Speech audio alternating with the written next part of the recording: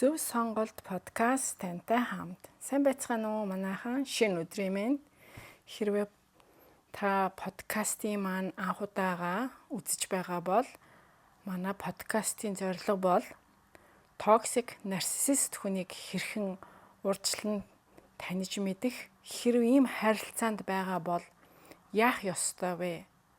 Мөн сэтгэл зүйн шарах травманаасаа сүнслэг бэлэг ухааны тусламжтайгаар яаж салах, сүнслэг бэлэг ухаанд яаж суралцахыг зөвлөдөг подкаст байгаа. За өнөөдрийн дугаартаа та бүхэндээ гайхалтай нэгэн бэлэг ухааныг ярих болно. Сонирхлыг чинь маш их өндөрөөр татах байхаа. Шинээр сонсож байгаа та бүхэнд урьдах өмнөх дугааруудыг сонсохыг санал болгож байна. Тэгснээрээ та илүү их амархан ихийг ойлгож авах болно. За өнөөдрийн дугаар хуучин хамтрагчийн чинь бид ирсэн шин сүнс soulmate-ийн нууц. За эхлээд бүгдээрээ soulmate гэдгээ авч ярьцгаая. За soulmate гэдэг маань нэг сүнсний их үсвэртэй хоёр хүний нэгдлийг хэлдэг. За хүн энэ ертөнцид төрөхөөс өмнө нэг сүнс байсан бөгөөд биднийг бүтээсэн оршихуй түүнийг эрэгтэй эмэгтэй хоёр болгож хувааж энэ ертөнцид илгээсэн. За эдгээр хоёр хагас сүнс нь өөр бие төрөөд амьдралынхаа турш бие биенээ хайж байдаг. За үүнийг сүнслэг бэлэг ухаанд анхдагч хань буюу soulmate гэдэг. Энэ бол оршуугаас урьдчилан бэлтгэгдсэн нэг сүнсний учрал юм. Энэ анхдагч хантайгаа уулзрах нь тодорхой цаг үед тухайн хоёр хагас сүнс бэлэн болсон үед учирдаг сүнсний гүн гүнзгий холбоо. Зөв цаг хугацаанд зөв сэтгэлтэй зөв сүнсний засалт хийсэн үед боломжтой болдог. За зөв сүнсний засалт гэдэг нь уг хоёр хагас сүнс өмнөх насныхаа амьдралынхаа алдааг ухаарч зассан сүнсний үүрэг зорилгоо ухамсарлаж биелүүлж байгаа. Өөрийгөө ариусгаж дотоод гүн гэрлүүгээ тэмүүлсэн үед учирдаг. Хоёр хагас сүнс дахин нэг давтамжид орж нэг үүс нэг дотоод зорилго дээр нийлж нэгдэхийг хэлнэ. Энэ зөвхөн романтик холбоо биш, хоёр сүнсний нэгдэл болох гэсэн бүтээгчийн бидэнд зориулсан төлөвлөсөн нийцэл юм. Энэ нь зөвхөн энэ амьдрал биш, олон дахин төрөл төрсөн сүнсний хэд дахин давтагдсан үйлдэл байдаг. За энэ нь сүнсний өсөлт зорилгод чиглэсэн сүнсний сорилт карманы нөхцлөөр ирдэг. За бидний ихэнх маань амьдралд сорил авчрах хостойгоо эхэлж учирдаг. Энэ нь бидний эго хязгаарлагдмал олон дахин төрөл төрсөн сүнсний хэд хэдэн дахин давтагдсан үйлдэл байдаг. За энэ нь сүнсний өсөлт зорилгод чиглэсэн тухайн сүнсний сорилт карманы нөхцлөөр ирдэг. За бидний ихэнх маань амьдралдаа өөрт маань сорилт авчрах тийм хостойгоо эхлээд учирдаг. За эдгээр хосууд нь бидний эго олон дахин төрсөн сүнсний хэд хэдэн дахин давтагдсан үйлдэл байдаг. За энэ нь тухайн сүнсний өсөлт зорилгод чиглэсэн мөн тухайн сүнсний сорилт карманы нөхцлөөр ирдэг. За бидний ихэнх маань амьдралдаа бидрийг сорьсон тийм хостойгоо эхэлж учирдаг. За энэ нь бидний эго хязгаарлагдмал итгэл өнгөрсөн шархыг ил гаргаж түүнийгээ бид өөрсдөө олж харж засах боломжийг өгдөг. За ингээд цөмөрөө сүнсний шилжилтийн талаар ярив. За сүнсний шилжилт нь 3 төрлийн байдаг. За нэгдүгээр нь болохоор сүнсний дахин төрөлт, сүнс өөр бие махбод бодит одоо дахин төрөх энэ одоо бүрэн биетэй солигдох үзэгдлийг хэлнэ. За хоёрт нь болохоор дээд сүнс төр хугацаагаар махан биед давхардан орж ирэх одоо тухайн хүнд ямар нэг одоо өвчин зовиоргүйгээр тайвнаар орж ирдэг. За тухайн хүний санах оюун ухаан дурсамж нь бол алга болохгүй хадгалагдсан хിവэрэ байна. Одоо уг хүний сүнсний дотоод бүтцэд нэвтрэн ордог. За хүний сүнс нь одоо дараах 3 дотоод бүтцтэй байдаг. За нэгдүгээр нь болохоор мөчөд үйлдэлтэй холбоотой сүнсний бүтэц. За хоёр дахь нь болохоор сэтгэл зан чанартай холбоотой сүнсний бүтэц. Гурав дахь нь болохоор оюун ухааны төвшний сүнсний бүтэц гэж байдаг. За эдгээрээ аль нэг нь дутмаг үед тухайн дутмаг таалыг нь одоо дэмжиж чиглүүлэх гэж биднийг бүтээсэн оршихуй тэр нэгэн сүнсийг одоо биднэр рүү илгээдэг байх нэ. Одоо гаднаас ирсэн сүнс нь одоо тухайн хүний дотор түр зур орших ба хийх ёстой ажлаа хийгээд буцаад гараа явдаг. За бүр үлдэх тохиолдол бий. Тэр нь одоо зөвхөн өмнө нь одоо хийсэн тухайн сүнснүүдийн гэрээнээс хамааралтай байна. Гурав дахь сүнсний шилжилт нь болохоор сөрөг сүнсний эзэмдэл гэж байгаа. За энэ нь болохоор тухайн хүнд одоо муу чанартай сүнс давхардан ордог. За энийг нь одоо манай харуул муу ёрийн сүнс шүглсэн гэцгээдэг. За өнөөдөр бол зөвхөн одоо soulmate буюу анхдагч ханийн сүнсний шилжилтийн талаар ярина. Энэ нь одоо нэг бүхэл сүнслэг хослыг бүрдүүлэхийн тулд нэг хүний сүнс одоо солигдож шин сүнс буюу анхдагч хань болох одоо soulmate-ийн сүнс орж ирэх үзэгдэл. За үүнийг одоо сүнслэг бэлэг ухаанд soul union буюу одоо сүнсний нэгдэл гэдгээ. За яагаад энэ сүнсний шилжилт нь явагдах болдог вэ гэхээр дараах хэдэн учир шалгаантай. За нэгт нь болохоор сүнсний гэрээ дууссан учраас хажуудах хүнд нь байгаа сүнстэй анханасаа хийсэн гэрээ нь одоо гүйцэтгэж дууссан учраас. Жишээ нь одоо хажуудах хань одоо нөгөөгөө их асар зовоодаг байлаа гэж бодъё л да. Үүний улмаас нөгөө нь альваад сорилтыг одоо даван туулах чадвартай болж энэ зовлонгоос одоо гарахын тулд өөрийнхөө одоо ертөнцийн үзэх харах өнцгөө өөрчилж улмаар одоо ухамсар сүнсний сэрэлтэнд орсноор одоо нөгөө хажуудах сүнсний одоо даалгавар гэрээ нь дуус жишээтэй. Одоо нөгөө хажуудах хүнийх нь сүнснийхэн даалгавар нь бол одоо хатуу чангараар нөгөө хүнийгээ одоо сэрээж одоо ухамсар сүнсний сэрэлт оруулах одоо даалгавартай байсан учраас. За хоёр дахь нь болохоор одоо сүнсний чичиргээг нөөцүүлэх үүднээс одоо энэ сүнсний шилжилт нь явагддаг. Одоо биднийг бүтээгч оршихуй тухайн хүний одоо сүнсний сэрэлтэнд туслах дэмжлэг үзүүлэх үүднээс.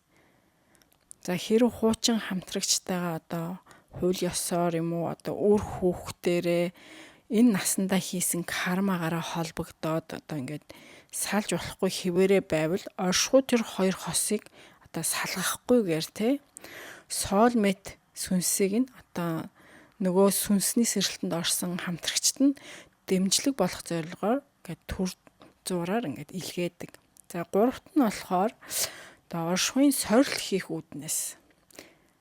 За энэ хүн үнэхээр одоо бүрэн сэрсэн үү, сүнсний зорилгоо биелүүлэхдээ үнэнч байж чадахгүй гэдгийг нь одоо бидний бүтээсэн оршихуй одоо сорхоор soulmate-ийн сүнсийг төр зур илгээдэг. За дөрөвт нь болохоор soulmate сүнстэй урьдчилан хийсэн гэрээ итгэвчхээр одоо энэхүү сүнс нь одоо шинээр шилж ирдэг. Одоо тухайн хүн одоо сүнсний сэрэлтэнд орж өөрийнхөө одоо сүнсний заслыг хийснээрээ soulmate-тэй уулзах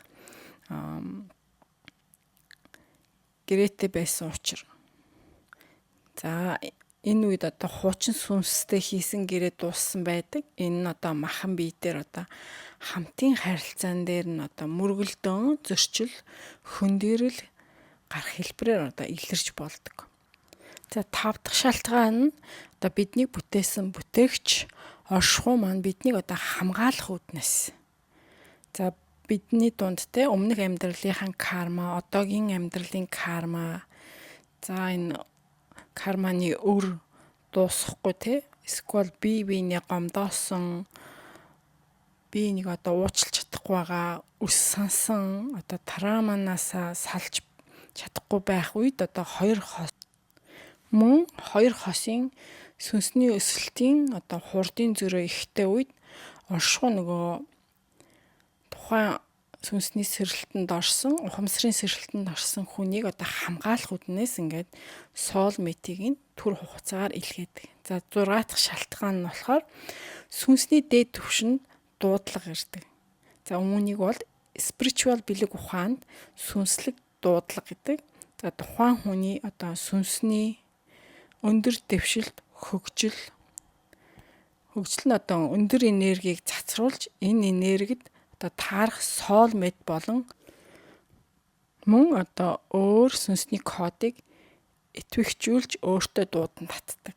За энэ сүнсний сүлжилт нь одоо ид шидийн зүйл биш, одоо хийж сурах зүйлч биш, зориудаар хийх боломжгүй. За биднийг бүтээгч оршихуугаар зөвшөөрөгдсөн үед за бас мөн одоо шин сүнсний өөрийн хүсэлтээр ирдэг зүйл. Сүнсний шилжилтийн энэ үйл явц нь одоо дараалалтай байдаг. За нэгт нь эхлээд үүд хаалга нэгдсэн байх ёстой. За хажуудах хань болон аль нэг нь одоо замбраагүй байдлаас болоод аль нэг нь одоо дутуу сүнсний гэгэрэлтэй эсвэл үгүй мөн одоо тэдний харилцаанд дотоод сүнслэг чадвах нь одоо нийцэхгүй байх. Одоо иймээс одоо нөгөө сүнсний сэрэлтэнд орсон хамтрагчийг цаашдын сүнсний хөгжлийг одоо дэмжих үүснээс зөв нийцтэй сүнстэйгээ холбогдох нөхцөл байдлын улмаас ингээд үүд хаалга нэгддэг. За хоёрт нь болохоор soulmate шүнс шилжин орж ирэх нөхцөлд урдчлан бэлтгэгдсэн байх ёстой. Одоогийн хамтрагчийн сүнсний тал хэсэг нь гарахад бэлэн зөвшөөрсөн байх ёстой. За soulmate сүнс шилжинж орж ирэх нь одоо нөгөө хамтрагчийнхаа бясалгал манифест дотоод сүнслэг хөгжлөөс нь шууд хамааралтай байдаг. За гурав дахь нь болохоор сүнс солигдох агшин. За энэ үед шин сүнс тайвнаар зөвшөөрлөөр орж ирэх ба одоо ямар нэгэн бие мах бод гэмтэл зөөвөргүйгээр одоо орж ирдэг. Энэ нь одоо зүуд, гүн сэтгэл харцаараа одоо мэдэгдэж болно. За дөрөвт нь болохоор soulmate дахин бие биенээ таних эхлэх үе. За энэ үед гүн танил мэдрэмж төрдөг. Утгагүй байсан харилцаа нь гинт гүн гүнзгий болох. За харцаар дамжиж итгэл зүрхээ нэвт унших, таних, бие биедээ бүрэн итгэлтэй болох. Дотоод татах хүч мөн зүүн сонгийн мэдрэмж нь хүчтэй болж хэдэн мянган жилийн өмнөөс бие биенээ мэддэг байсныг одоо мэдрэмжийг олж авдаг. За 5 дахь үе нь болохоор сүнсний харилцааны одоо гүнзгийрэх үе. За энэ үед хоёр хос махан биеэрээ бус одоо сүнсээр нэгдэн нэг цул болдог. За уурлах зөрчилдөх үед ч гэсэн тэдний сүнс нь одоо гүн холбоотой хэвээрэл байдаг. Бие биенээс одоо хол байсан ч дотоод дуу хоолоогоор харилцаж бие нэгэ мэдэрдэг. Хажууд хүнийх нь одоо зан аршин, яриан, гинт сайжирч, гүн ухаан, бэлэг ухаантай болдог. Сэтгэл санаа нь тайвширч ариусдаг. Энэ үед тухайн хүн өөр хүн болчихсон мэт мэдрэмжийг авдаг. Одоо энергийн уялдаа нэгдмэл болдог. За 6 дахь үе нь болохоор зорилгоо биелүүлэх үе. За хосууд сүнсний даалгавраараа одоо хамтдаа биелүүлэх. За урдах амьдралынхаа дуусах чадаагүй үүргээ гүйцэтгэх. Бие биенээсээ сүнслэг тал дээр одоо толны тусгал болж бие нэгэ хөгжүүлэх. За хамтдаа сайн үсэд зүтгэх бусдад одоо гэгэрэхэд нь нөлөөлдөг. За 7 дахь үе нь болохоор soulmate сүнсний салалт буцалтын үе. За зорилго нь дуусахаар шин сүнс маань одоо махан биед хор хөнөөлгүйгээр гардаг. Энэ үед уг хүний сэтгэл одоо хөнгөрч одоо гүнзгий ухаарал дотоод амар амгалан мэдэрч итгэл сэтгэлийн одоо хүчтэй үзэл бодолтой болсон байдаг. Одоо улам нэгүүлсэнгүй хуучин айдас төвшүүрээс одоо аль хэдийн ангижирсан байдаг. Хэрвээ одоо даалгавраа биелээгүй ч гэсэн одоо энэ шин сүнс маань түр зур байжгаад гараа явдаг. За ихэнх хүмүүс одоо анзаардгүй ч одоо гүн бясалгал хийдэг хүнийг одоо мэдэрч болдог. Soulmate-ийн сүнсний шилжилт нь орж ирэхдээ хоёр янз байдаг. За нэг нь болохоор үүрдийн нэгдэл эсвэл одоо түр зургийн хэлбэрээр орж ирдэг. За хүнд цор ганц soulmate гэж байхгүй. Доод түвшний soulmate, дээд түвшний soulmate гэж байдаг. Зарим хүн одоо эхлээд одоо доор түвшний soulmate-тэйгээ уулздаг. Харин амьдралынхаа туршид хоёр талаасаа хоёулаа сүнслэг өсөлт хийж карма, сорилттой даван туулснараа тэдгээр сүнс нь одоо засагдж шинэ гэрэл гэгээ өндөр энергийн давтамжид хүрснээрээ өөрийнхөө одоо өндөр түвшний soulmate татах боломжтой болдог. За эхлээд түр зургийн хэлбэрээр яагаад орж ирдгийг ярьцгаая.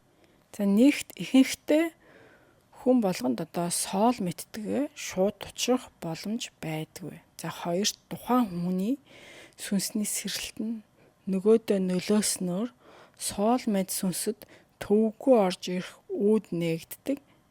Хуучин сүнс орж ирэхийг зөвшөөрч байгаа учраас. За энэ нь нэг талаасаа шинэ soulmate сүнстэйгээ бүрэн нийцэхсхийг одоо шалгалсан одоо оршихуйн одоо шалгалтын хугацаа байдаг. За гуравт нь хоёр хосын нэг нь сүнслэг өсөлт хувиралд орж байхад нөгөө нь үүнээс татгалцснаар шинээр орж ирсэн сүнсэд хөгжих боломж өгдөг учраас шин сүнс түр зур ирээд буцдаг. За энэ үзэгдэл нь махан биелэр эхлээд сэтгэл зүйн гүн хайрыг мэдэрснээ дараа нь одоо сэтгэл зүйн гүн өвдөлтийг дагуулж ирж байгаагаар илэрдэг. Дөрөвт нь анханасаа түр зур орж ирэх сүнсний гэрээтэй байсан учраас.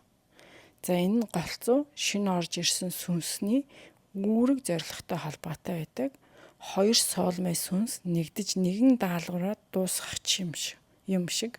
За дуусгасны дараа шинэ орж ирсэн сүнс өөрийн аяллаа үргэлжлүүлэхээр буцаа явдаг. За энэ нь одоо романтик харилцаа гэхээсээ илүү даалгавар биелүүлэх төр холбоо байдаг. За тавт нь энэ ертөнцийн физик нөхцөлд гэр бүл, газар зүйн байдал, цаг хугацаа тохироогүй үед. За тиймээс одоо soulmate чинь эрчим энерги хэсэгчлэн одоо баг багаар одоо хажууд байгаа хүний чинь бид түр зур орж ирээд тантай холбогддог бахнэ. За тийм болохоор нөгөө амьдрах зөв орчноо сон, амьдрах газраа сон гэдээ яригдаад идэг чинь үүнтэй холбогдтойгоо. За түр зургийн шилжилт нь одоо 6 сараас 3 жил хүртэл үргэлжилдэг.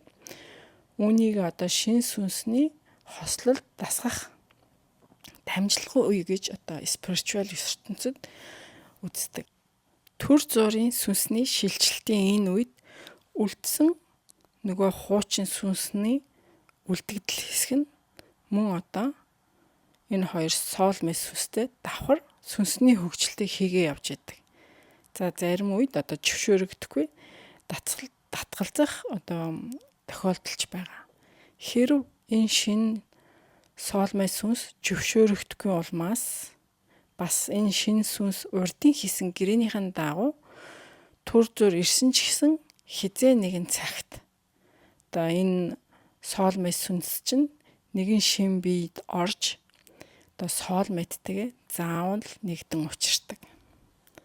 За ингээд одоо ямар нөхцөлд үүрдийн нэгдэл хэлбэрээр одоо soulmate шин сүнс одоо ирдэг вэ гэдэг талаар ярив. За нэгт нь мэдээж одоо урд хийсэн сүнсний гэрээний дагуу гэрээг баталгаажуулж үрд үлддэг.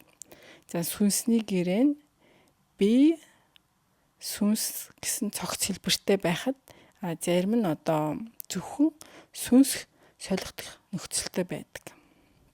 За хоёр дахь нь болохоор хоёр талаас нэгдсэн сүнс урт дахь насны карманы өөр сэтгцийн шархаа эдгэж сүнслэг өсөлтийг адил өндөр түвшинд хийж бие биенээ хайрлцан хүнлэн одоо үнэнч байдалд ороход одоо энэ сүнсний шилжилт нь байнгын одоо үргэлжилдэг.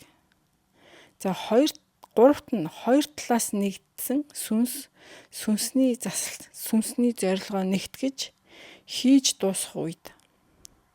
За дөрөвт нь сэтгэл, сүнс, бие гурав нь цэвэр нийлэмж үүсэх үед. За тавт нь хүсэл нь өөртөө биш, өөрт байгаа гэрлийг бусад өгөхд шиглсэн үед энэ хоёр соолмэд сүнс нь одоо тэр чигтээ нэгдэн үлддэг байх нэ. За хүн болгон соолмэдтэй заавал уулзрах тавилантай, зурлагтай байдаг. За магадгүй та соолмэдтэйгээ энэ насандаач учирч магадгүй, эсвэл хэдэн дахин төрсний дараач учирч байж магадгүй. Энэ нь одоо тухайн хүний өөрийнх нь сүнсний хөгжилтэй холбоотой байдаг. Энэ бол одоо бидэнд оршихугаас бэлгэлсэн free will буюу одоо таны чөлөө сонголт, та одоо өөрөө хурдан хөгжөөд одоо soulmate-тэйгээ уулзах уу үгүй гэдэг нь таны өөрийн чинь сонголт гэсэн үг. За дараагийн дугаартаа одоо үргэлжлүүлээд soulmate солигдон орж ирсэн шинж тэмдэг үүнийг одоо мэдэх сүнслэг сорилтын тест. За сүнс солигдох үед хийх 3 шатлалт медитац буюу одоо дотоод ертөнцтэйгөө холбогдох зорилготой ухамсарт дадлага. За сүнс солигдох үед хийж болохгүй зүйл болох зүйлийн талаар ярих болно. Таны хажууд байгаа хүн гинт өөр хүн болсон шиг санагдаж байна уу? Хэрвээ тийм бол комент дээр 1 гэж бичээрэй. Хуучин хамтрагчийн чинь зан ашигт өөрчлөгдөж, яриа харах нүд хүртэл өөрчлөгдөх нь зүгээр нэг сэтгэл хөдлөлийн өөрчлөлт биш шүү. За ингээ бүгдээрээ дараагийн дугаартаа дахин уулзцгаая. Баяртай.